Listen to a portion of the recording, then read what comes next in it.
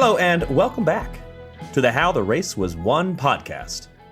I'm Dane Cash, and this week, just like every week, I'm joined by bike racing analyst extraordinaire Cosmo Catalano. Cosmo, how are you this fine Sunday, May 12th, on which we are recording? I am hanging in there. It's a little post good, exciting stage buzz. Still there, but no. It was an exciting Sunday stage, wasn't it? And on paper, maybe it wasn't going to be that exciting.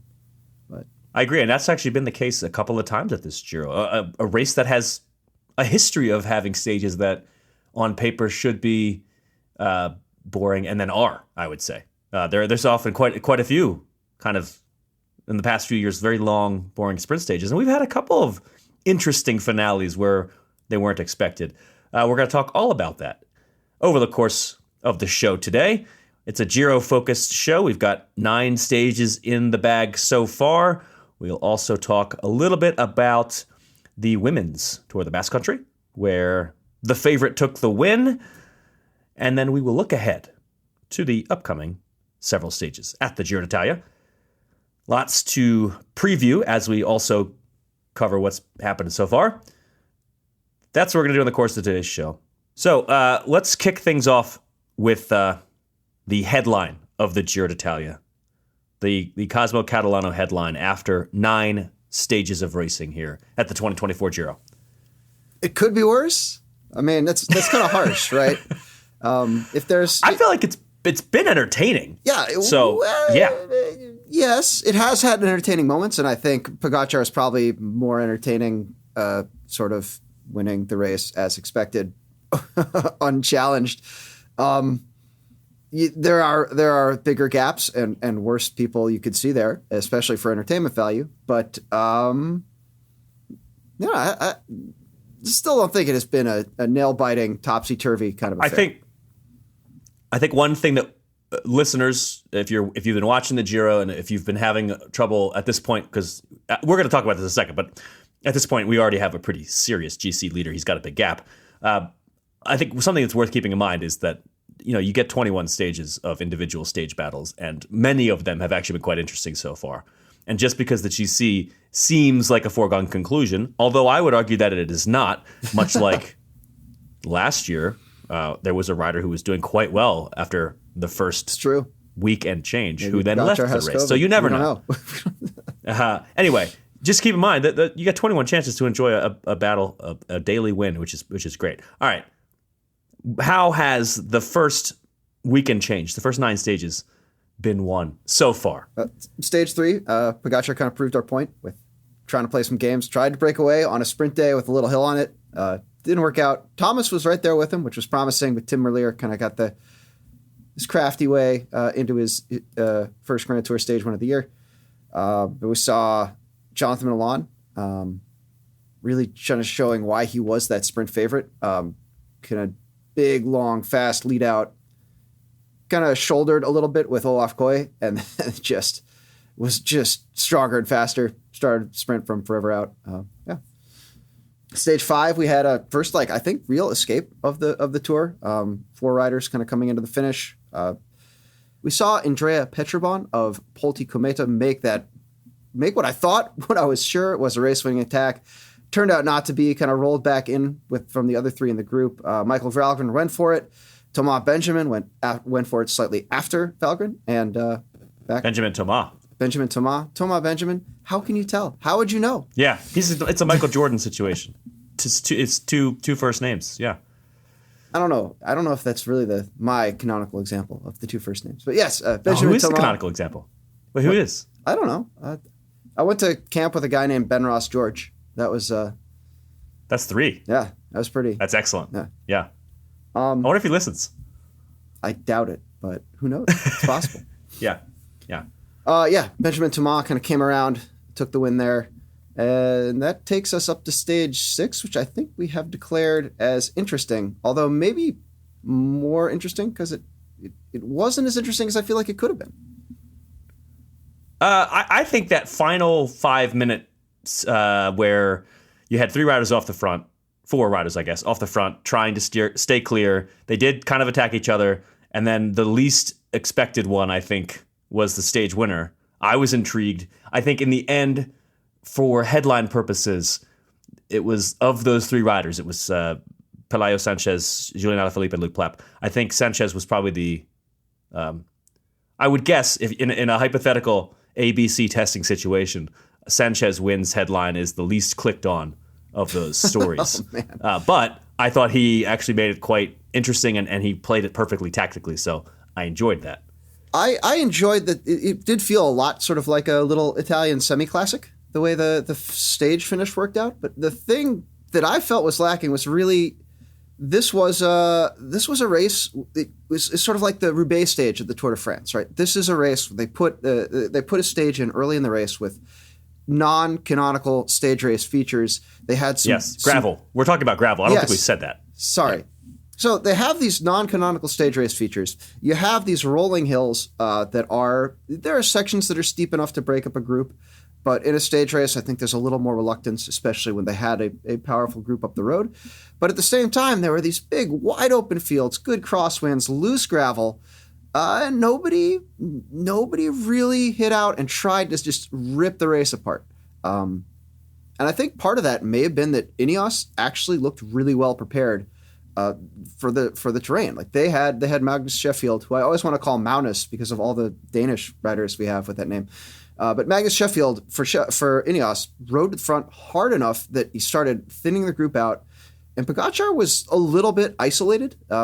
He still looked strong. He still had teammates, but he didn't look like a guy who was about to do the thing that he has been doing where his team rides really hard and then he blows everyone up. And this is someone who won Strade Bianche. Like this is terrain where he has a very definite advantage over Thomas, who's not a bad classics rider, but also, hasn't really been doing it recently and occasionally. A bit removed from his E3 win.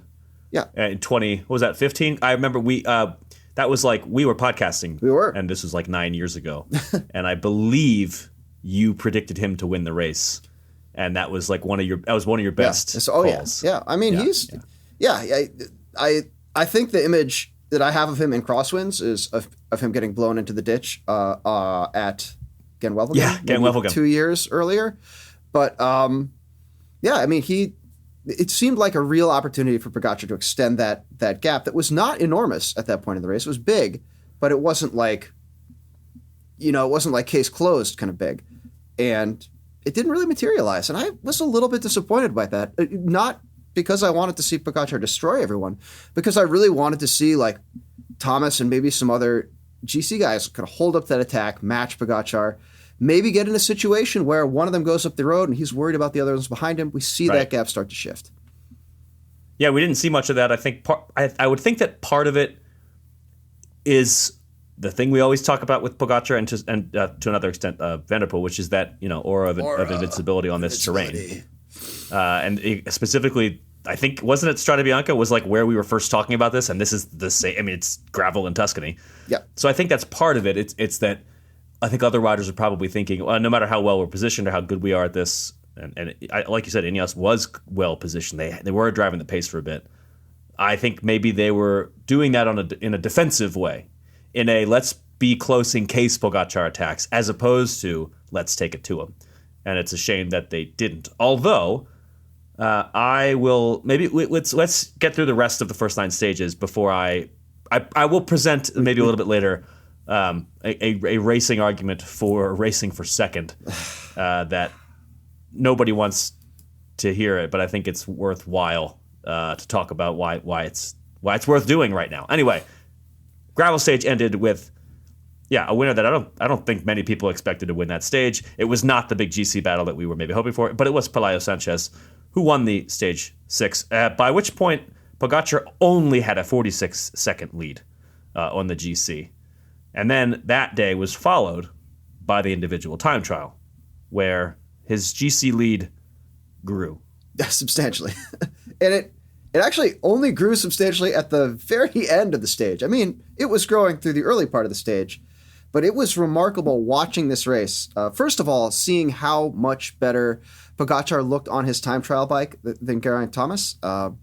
It really looked like a bad day for Thomas. Cadence wasn't there. Body was all over the place. almost one of those days where you kind of give him a little credit for gutting it out, not completely imploding, especially because the rest of his team did really well. Tymon Ahrensman had his first, I think, big boy GC finish of the Giro. Magnus Sheffield was just in front of him. Filippo Ganna was 30 seconds up on all of them all day. Looked like he was clearly going to win the stage. At the final checkpoint, 2/3 of the way through the race, he is 47 seconds ahead of Tadej Pogačar. And then the last third of the race, slightly uphill, like 4% grade. Not a huge climb. Not a huge climb, but enough. I mean, I'm struggling to put into words how sudden that flip felt, I think, to everybody. Yeah. The commentators, Ganna watching, maybe even Pogačar, maybe he and his team car were like, okay, this is our plan, now we turn it up.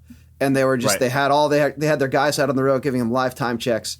But it was all of a sudden kind of flip. And then, Pogačar really had something on this last section, of course, that no one else did. I think that's probably just a combination of he's lighter than Ganna. He's still pretty aero. He probably did a lot of work in the offseason getting more aero after his not great time trial at the Tour last year. But all that came together, and he really showed that he was the strongest guy in the race by a broad margin. He paced himself quite well. And those who read the Escape Collective stage-by-stage guide to the Giro will know that that finale could present some interesting pacing issues, quote unquote. That's what author Dane Cash wrote on that preview. So Tadej Pogačar did a good job of pacing that final climb when everybody else. Well, I mean, we had no idea really just how devastatingly better he was than everyone else until, like you said, the very, very end. He ended up only 16 seconds ahead of Ganna, but he put just under 2 minutes into Geraint Thomas, 1 minute and 59 seconds. And that is, for a guy, I mean, Geraint Thomas is a good time trialist. That's a skill set of his. If you look at the rest of the GC, field in this race, Thomas is one of the better GC riders in the TT. The only, strong GC contender, I think, that did better than him was Daniel Martinez. I guess, Luke Plapp at the time looked a little bit better as well, but Thomas was up there for everyone, compared to everyone else in the GC battle, except Tadej Pogačar, who just destroyed the field and came out of that stage with a 2 minute and 36 second gap to Danny Martinez, 2:46 to Geraint Thomas. So a day that really, I think he exceeded expectations, Pogačar. And that's hard to do for Tadej Pogačar because expectations are high. I mean, I think of all the stages, this might have been the one with the lowest expectations for him, just because he had that bad time trial last year. Why would he need?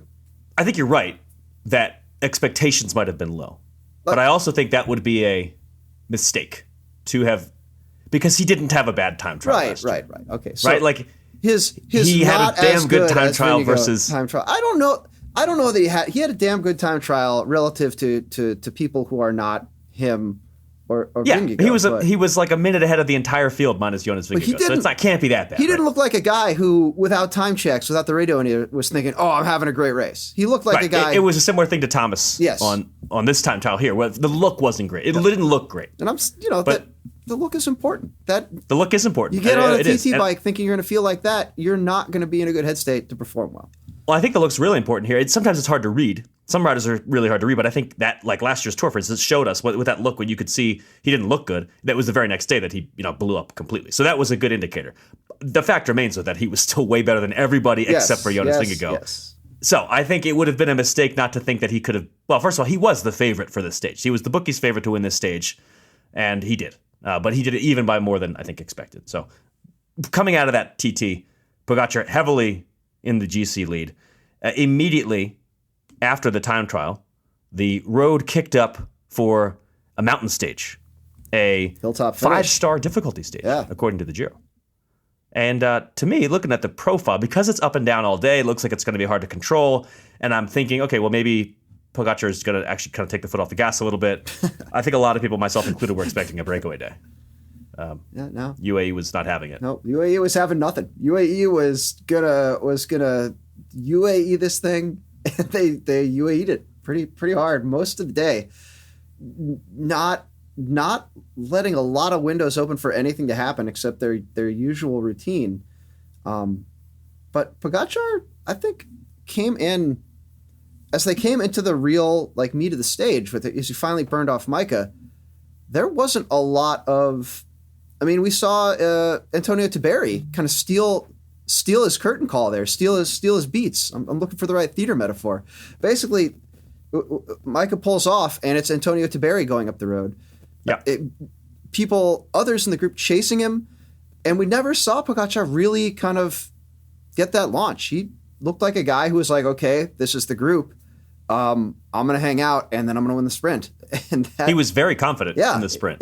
But he did also himself chase down moves. Yeah, I should. Yeah, I didn't want to make it act like he wasn't doing anything, but it wasn't like he was trying to break the group up and kept getting brought back. He was in the group. He was chasing people down, but he didn't look like it wasn't a smash and steal, a minute and crush the field. Right. And I guess that's the point I'm trying to get across. I think part of it is this field. I think he probably knew, looking at the rest of this field, that he might be the most explosive in this finish, which he was by a country mile.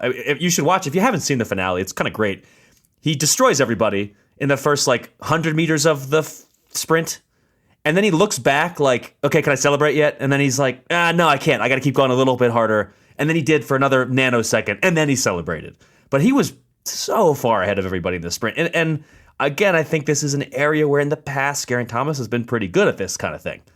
But the guy is, getting up there, respectfully. He said, well, let me go back to the time trial just for a second, because a reporter asked him point blank, all your teammates did really good except you today. And he just sort of said, thank you. And then after this stage, he said it was really kind of night and day difference. He said he felt a lot better. But I don't know if that's true. I think he maybe felt less bad. He didn't look as bad, but he also looked like a guy who was really there to not lose time versus someone who was trying to attack. And this is, like you mentioned, this is a thing that he has been historically good at. This has been a way that Geraint Thomas has won Grand Tours. And he really wasn't even setting up like a guy was looking for that. He didn't want to let any gaps in front of him open, but he wasn't ever looking to get closer, kind of move up, find a little space to rest near the front. It was very much a hang-on day. And it was, in terms of that strategy, that was a smashing success for Geraint Thomas. That worked. He did just that. He didn't lose time. He finished, in the group. So that worked out. But you're right. I think. Okay. First of all, he did technically lose 2 seconds, right? 2 seconds. I think it was a 2-second gap. So I should clarify. Yeah. But yes, generally speaking, he didn't lose a big chunk of time, and that was a successful strategy. Again, I'm going to hit on this in a minute. Why I think it's kind of smart to be riding for second at this point, but. Before we get there, let's do the last stage here, stage 9. How was that one? Because it ended up being, again, a very entertaining stage that looked like it was going to be a sprint. You had everything, right? Because you never knew what was going to happen. There was a break most of the day. Then there was a series of late attacks. You ended up with Jonathan Narvaez off the front, and convincingly so, coming into the final kilometer. There's actually a huge hairpin bend at around 900 meters to go. He comes around that with a good 10 seconds. And not only that, the group behind him still isn't fully lined out, committed to the group sprint. And then maybe 500 meters to go, 600 meters to go, Tadej Pogačar himself in the pink kit comes to the front, lines out the field. And keep in mind, UAE they didn't come here with a sprint squad, right? So, yes, Pogačar had a teammate near the front. Yes, he was involved in the sprint, but it looked a lot like Tadej Pogačar was remembering stage 1, where he didn't take the victory and he didn't get a lot of help from Jonathan Narvaez. Pogačar really visibly. Are you implying that he chased down Narvaez as a revenge? This is the thing people are saying. Who can know for sure? Juan Sebastian Milano is the team sprinter. He did have a sprinter in the team who was good, who's at the front and participated in the sprint. It wasn't just it didn't look purely out of spite. There was definitely a logic there, and also it's Pogačar, right? If he's near the front of the race and it seems like it might be interesting to attack or go hard, maybe he's going to do it. Maybe he was repaying a favor to someone else in the group, but either way, he got to the front, visibly accelerated the group. Things got more lined out. The gap to Narvaez was getting much, much smaller. Pulls off, sprinters take over. Looks like it's going to be Milan. Then all of a sudden, out of nowhere, Olaf Koy finds 10 fast meters at the end of the race, gets about half a wheel, comes across the line and celebrates. Just a beautiful sprint stage, the way it's supposed to be done, with a lot of different dramatic storylines. Just mwah. Koy in particular there did what I kind of expected him to do earlier in the race. I actually came in thinking that Koy was going to do a little better than he did do for the first few sprint stages. The stage stage 4, where Jonathan Milan just blew everybody away, Koy kind of faded pretty quickly in a sprint where he was like even with Milan to start and then pretty quickly went backwards. And I think stage 9 was a good, bounce back for him because he beat Milan, head to head. When Milan got good team support, and I'll talk about that in a bit as well. I wanted to give a shout out to his teammate who's been doing damn good so far in this Giro. But now that we've done all 9 stages, let's kind of talk GC first. Ooh, so okay, I want to make this point that it can be kind of boring to race for second, and it's like probably the most aired complaint that you'll hear from fans. Oh, so and so is just racing for second, and I agree that it can be boring. In this Giro so far, I would say that it is so clear that Tadej Pogačar is better than everyone. It is so dramatically clear. If it wasn't already. So like after the first stage, the first three stages, the first show that we did, I said I didn't feel like Pogačar was that much closer to winning than when we first started because he was looking really good, but he hadn't blown everybody away. At this point, he has. He's so far ahead of everyone that something catastrophic will need to happen for him to lose. However, something catastrophic might happen. And if it does, the best chance, it's kind of sad, but it's true. I think the best chance that Geraint Thomas and Danny Martinez have to win the Giro d'Italia is to race conservatively, hold on to what they have, and just be there in case Tadej Pogačar goes home sick or crashes. And I'm not saying they're hoping for that. That would be mean. But I do think it is statistically their best chance of winning the race. And so if you want to race to win, I actually think you are racing to win by racing for second. And yeah, that's boring, and I'm sorry to say it. And I kind of hope they don't. I hope they don't do that because it's more entertaining. But that's probably the best chance to beat Tadej Pogačar. Just ride conservatively and, be there if he crashes.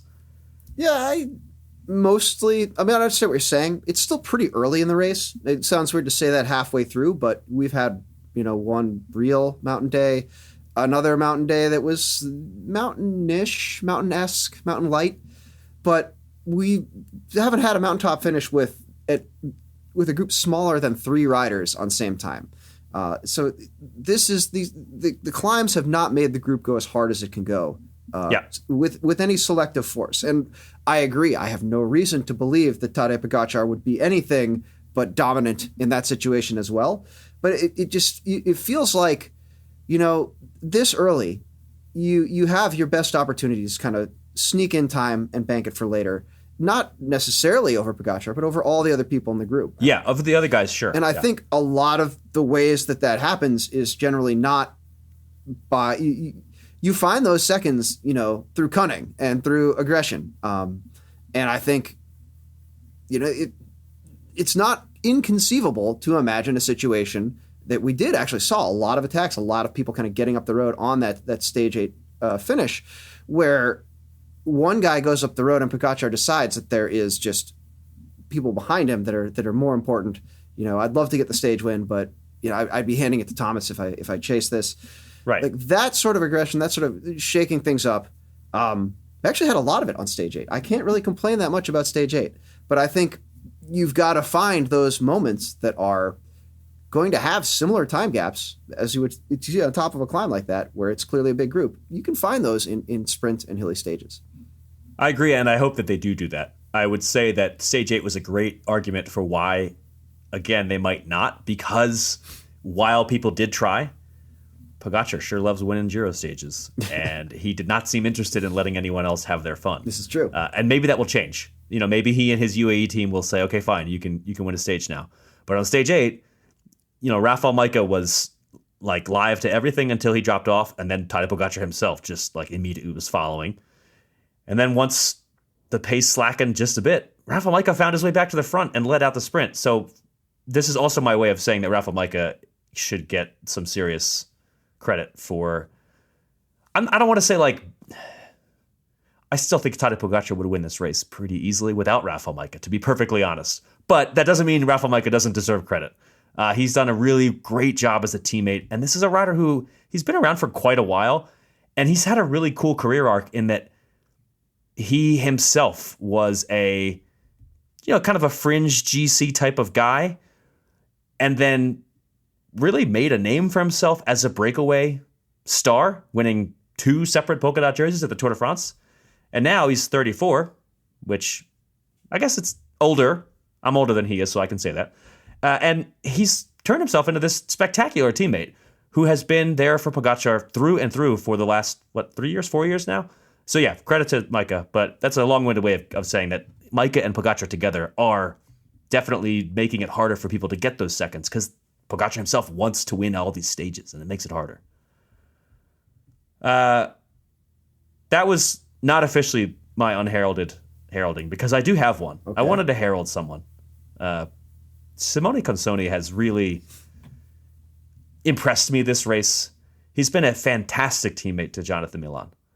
He did a really great job on stage 4 of both chasing down a very late attack from Filippo Ganna and then still being there a little bit longer to then lead out Jonathan Milan, who most other riders, I think, when Consoni started to fade, it would have been a little bit early, I think, from most other riders. But Jonathan Milan, you can drop him off apparently at whatever, it was like 250 meters to go, and he still destroyed everybody. So that was really impressive. And Simone Consoni did kind of the same thing again on stage 9, helping to chase down that Narvaez attack at the very end. Pogačar put in a big turn, but then it was Consoni on the front, and again, led out Milan. Milan had a great lead up for that sprint, and it was just that Milan couldn't kind of pull it off at the very end. It was Coy. They should have dumped him off earlier. That's clearly apparently they should. And then Visma Lisa bike would come up, and then Coy would try to get out, and then Milan would go, and it'd be just like stage 4. I think they maybe just need to lead him out early. You're right. In any case, Consoni though, working really hard in both of these situations, and I think he deserves a lot of credit for that. And unlike Pogačar, who I feel like even with less team support would still be destroying everybody, I don't know that Milan would have gotten his stage win, for instance, without Consoni helping to chase down Filippo Ganna. And there very likely could be stages coming up where, again, Milan gets a win because he had a great lead out to help him, thanks to Simone Consoni, who himself has some talent of his own. I mean, he's top 10 at a couple of classics this year. So it's you always like to see that. I think if you're a guy like Milan, a rider who then is willing to sacrifice his own, he could be a breakaway kind of stage winner, but no, he's going to go help you out. So there's my heralding of Simone Consoni. Any other thoughts about what's happened thus far at the Giro? We should probably apologize a little bit to Ben O'Connor for spending a good amount of time critiquing his responses to Pogačar's acceleration, because we were specifically like, come on, you think you're going to hold Pogačar's wheel? But we did extol him for doing it. I think I said I liked that he did. Yeah, but we weren't like this was a good result. And how could you ever hold Pogačar's wheel? But finished the same time on stage 8. So he is technically hold Pogačar's wheel there. And it's now 4th on GC. Right, he's 4th. So he's doing really well in that battle for like being there just in case Tadej Pogačar falls off or whatever ends up maybe happening. Ben O'Connor's right there. He's currently 41 seconds? He's 3:39 back on Pogačar. And so he is 41 seconds behind Geraint Thomas, but certainly within that range of being there to maybe contend just in case. So yeah, hats off to Ben O'Connor. Long race ahead. We will talk about the stages to come in a bit, but first, let's take a break.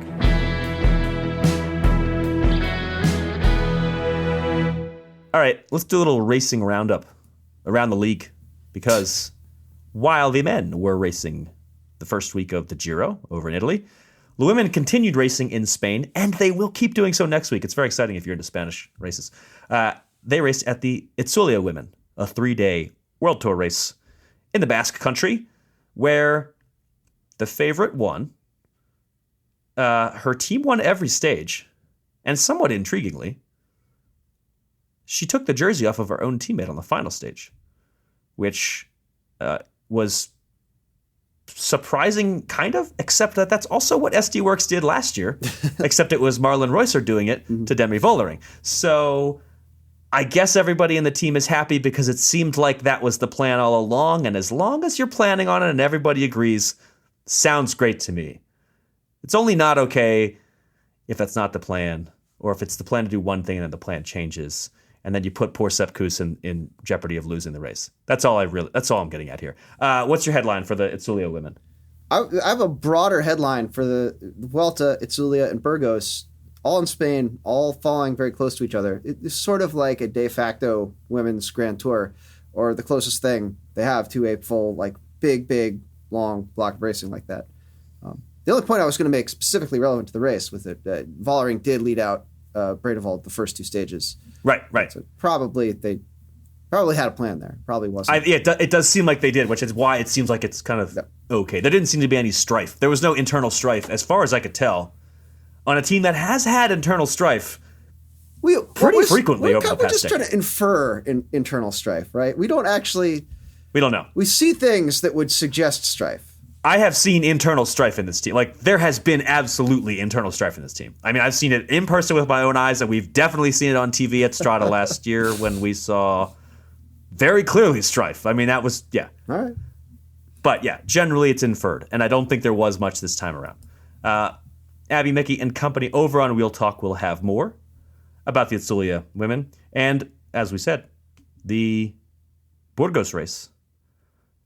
A race for which the women's event is World Tour and the men's is not. That starts on the 16th. That's a 4-stage race.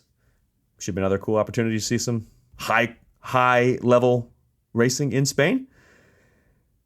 In between now and our next show, we have another week of Giro racing. We have a total of 6 stages from Tuesday through Sunday, and a few of those stages will be serious GC battles, and then there'll be several days for the stage hunters. It will start off with a very hard stage.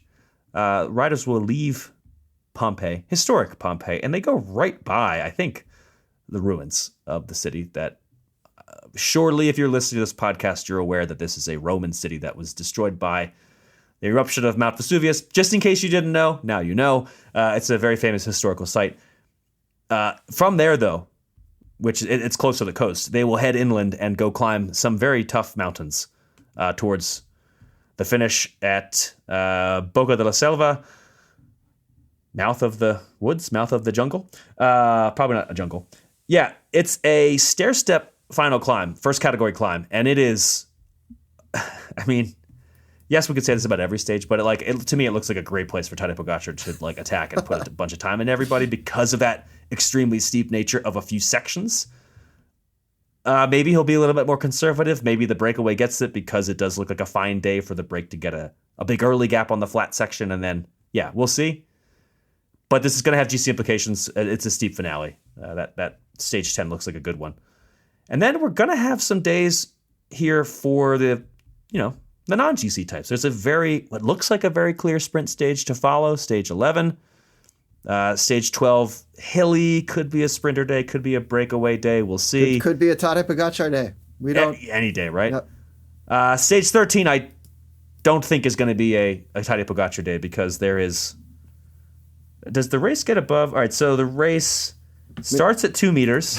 The highest elevation it climbs to, I think, is like 40 or something like that, 39, and then it ends at 15 meters. The profile I'm looking at. It's one of the flattest profiles I've ever seen. Part of the problem is I have the scale of the profile image I'm looking at is from 0 to 2,500 meters, and the stage just does not show up. I think the highest, there's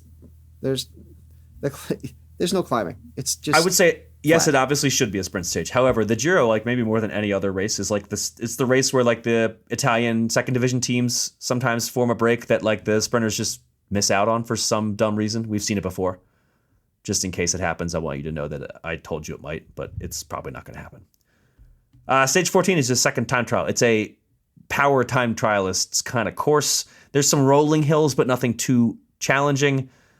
Could be another place for Tadej Pogačar to put a ton of time into everybody. However, I would think that Geraint Thomas and Danny Martinez might be on a little bit better form for this one. They are both pretty good time trials. We've already talked about Thomas being a good one. It does look like a good day for Ghana for the stage because there's not that climb at the end for him to get, a ton of time put into him by Tadej Pogačar. He's going to be motivated. He will be very motivated after spending all that time in the hot seat, which is kind of mean. But why? Like, also, why Luke Plapp was in the hot seat with him, just like hanging out. hanging out. Yeah, it was good TV. You get one hangout when you're in the hot seat. Maybe. Ghana didn't seem to mind. No, they were chilling. They were watching bikes. Stage 15, the last day before the second rest day, is a monster. It's a long stage at 222K. They go over the Mortirolo, and then they finish with, it's technically 2 first category climbs, but it's kind of like one large climb with a section in the middle where it goes downhill, at least in terms of the profile. I'm sure like the route itself, they're going to go up 2 different climbs, but it's a long finish that is mostly uphill. It's got to be a good 5K at least, that descent, right? I would think it's going to be a pretty fast 5K. It is no, apparently. I'm just saying, it's like you're not. You got at least 5 minutes of not pedaling as hard as you possibly can in the middle of that double climb, right? Yeah. Well, I don't know about at least 5 minutes, right? They're going to go pretty fast, depending on who's descending, right? 60K per hour average speed. I don't know. That is an easy math problem. But they could go faster than that. You never know. They can't. I mean, yeah. It could just be if it's straight and fast enough and the corners are easy enough. Yeah, doable. But in any case, it's a very hard finish, and it's the kind of day that I think could be very breakaway friendly for the stage battle. But the GC battle is going to have some serious implications. So by the next rest day, we'll have significantly more climbing than we've had because most of Pogačar's gap so far has been made in that big time trial. By that second rest day, we'll have had these 2 big mountain stages that kind of bookend this second week. You've got that first one, stage 10, and then the second one is the last stage before rest day number 2, stage 15. 2 big opportunities for Pogačar to climb and outclimb everyone else. Alternatively, 2 big opportunities for Geraint Thomas or Danny Martinez to get time on their rivals, or maybe for someone a little bit farther down the GC to try to sneak in an attack and get clear. Maybe this could be wishful thinking, but it could happen. We'll see. Fortunately, like I said, I feel like the battles for the stages have been pretty entertaining so far, and hopefully we'll get more of that. Last thing I wanted to mention before we call it for the week is that Cofidis, Benjamin Thomas, won stage 5, and there was a collective, Cofidis finally took a win because it had been just a little bit of time since that team had taken a win. I think if you look at the French teams, there is a little bit of a running theme of them not winning a lot. That's a thing. That's unfortunate but true. At least at the highest level, they tend to do really well in the second tier races. Cofidis, they got their win. Benjamin Thomas took a big win. It was great. I want to point out though that now that Cofidis has gotten their win, I feel like the attention should start to shift because Arkea Samsic has been pretty underperforming, would be the nice way to say it, all year. And they have not won a World Tour stage. They have not taken a World Tour level victory thus far in 2024. And if that weren't bad enough, they did not take any World Tour victories in 2023. So, as we head into this second week where there are some breakaway opportunities, I'm wondering if Arkea Samsic can get out of the doldrums the way that Cofidis did in the first week. We will see. I think their best shot is Jente Biermans, who is a classics-type rider. Maybe he can get into a breakaway and then win a sprint at the end. But I am hopeful for the Arkea Samsic team because I love their Arthurian-inspired jerseys, as everyone who reads my stuff will know. We'll see. It's definitely their time to try to get out of the doldrums. And with that, I think that's it for us. We have a big, busy week of bike racing ahead. Hope you can watch all of the Giro stages and catch all the other podcasts. Obviously, we mentioned this already, but you should check out Wheel Talk, where Abby and company will be talking about the Itzulia women, placeholders, and Geek Warning, and Performance Process, and the Rest Day, and Wade's show Overnight Success. They're all on the same network. So stay tuned for more, and we'll be back in a week. I'm Dane Cash, and who are you? What was this? I'm Cosmo Catalano, and that's the How the Race Was Won podcast.